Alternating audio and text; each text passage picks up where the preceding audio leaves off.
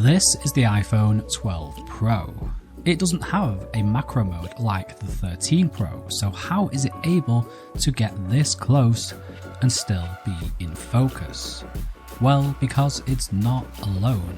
It's using the multi-lens phone case from USKEYVISION. The case is only available for the 12 series of iPhones, and it features, well, a case plus 2 macro lenses, a telephoto, a fisheye, and a circular polarizing filter, all in one little metal unit for under $50, completely mitigating all of the issues caused by carrying these little things around. You see, with this, taking multiple lenses with you has never been easier. Your phone will fit nicely into your pocket, the lenses are protected by this little magnetic door, and there's no awkward swapping routine. It's also a lot more inconspicuous when in use. I don't know about you, but when I'm out and I'm shooting with one of these attached to my phone, I attract unwanted attention. I can see in my peripheral vision people are looking at me, they're assuming that,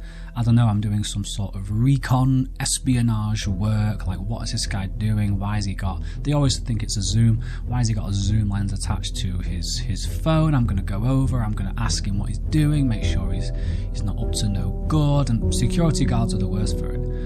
Anyway, you literally just slide the housing along the little rail to switch between the lenses. It locks in place with 2 little ball bearings and then open the appropriate camera. So if you want to use the 20x macro, you'd slide it over and then open the standard wide camera. Then if you wanted to use the 10x macro, you'd switch to the iPhone's telephoto. And to use the 2x zoom and the fisheye, just slide the whole unit along again. And when you finish shooting, you can easily remove the entire housing. So ergonomically, I think this is wonderful. It's a fabulous idea. But surely these tiny little pieces of glass that cost less than $50 together can't produce a decent quality image that's comparable to one of these. Can they? Let's start with the CPL. The CPL only works with the ultra-wide camera, and while it does do some polarizing, I wouldn't call the results desirable or usable for the most part. Well, pretty much at all. The best results I saw were in the side of this glass building, but even with extremely low expectations due to price, this is really disappointing, and for me it may as well not be here. And as for the rest of the lenses, well, they follow the common theme of, yes, they do what they advertise, but don't expect sharp photos, even in the center of the frame. Well, in the case of the fisheye, don't expect sharp results anywhere in the frame. The fisheye distortion effect is done well, even if there is light leakage in the corners, but the results have this really hazy quality to them, as if you've rubbed Vaseline around the outsides of the lens. But just because a lens has soft corners doesn't mean you can't make engaging photos with it. I've been quite disappointed in myself recently, because I used to be really enthusiastic about using photography skill and creativity to create really nice and engaging photos with like cheap, low quality gear that other reviewers would just dismiss as not worth it. And I feel like I've lost that. So with this case, I've made a real conscious effort to make up for that. So with these fisheye photos, I decided to edit them in a style that complemented their imperfect results, which is a film style. This included adding a really heavy vignette with a wide midpoint to fill in those corners, sharpening the heck out of it, and I mean seriously dragging that sharpening slider all the way to 150, and then maybe adding a little bit of grain as well. And after that, I think the photos really work, even when you get your own finger in the shot.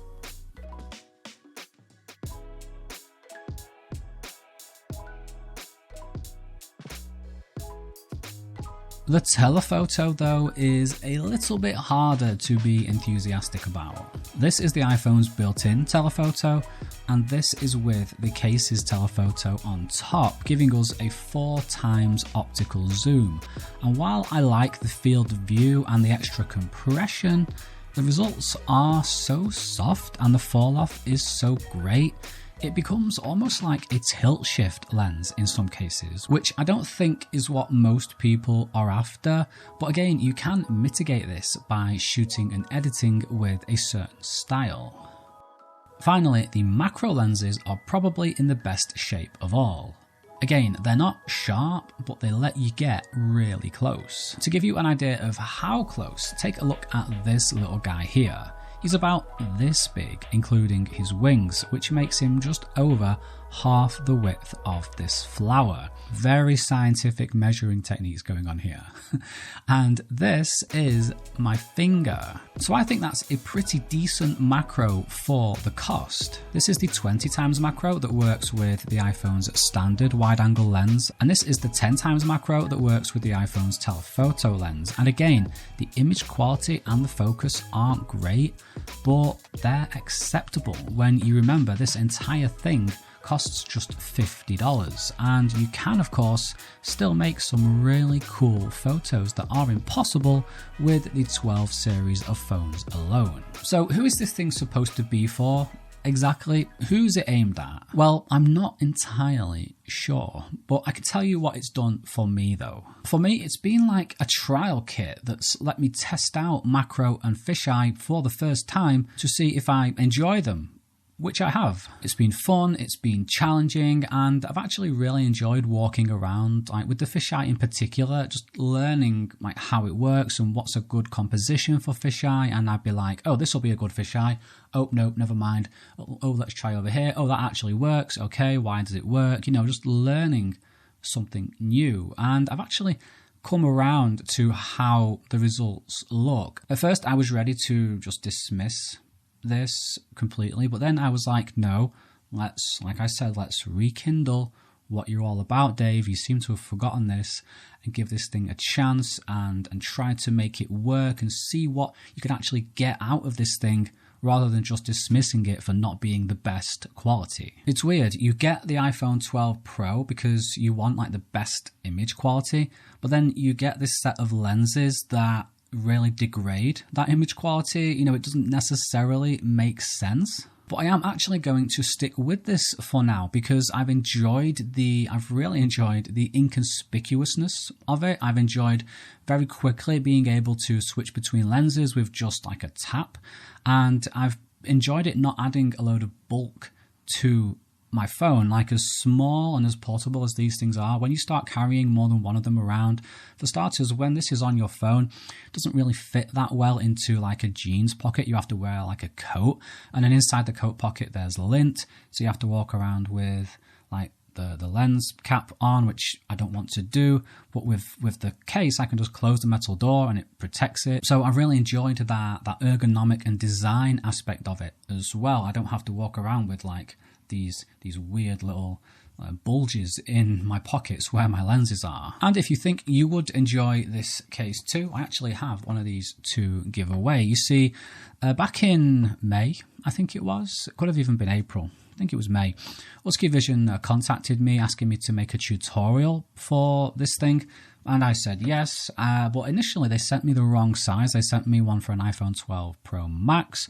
So I have a spare one for the 12 Pro Max. So if you have, you guessed it, a 12 Pro Max, and you live in the UK, I want to send it to you. All you have to do is leave a comment letting me know exactly why you want it, and I'll go through them in like a week's time or so, pick my favorite one, and I'll send it out to you. So thank you very much for watching. I really hope you enjoyed this review, and if you want to see more, if you want these videos 24 hours early, if you want to see bloopers and behind the scenes, then click that join button down below. It really supports me and you get some extra content. So thanks again.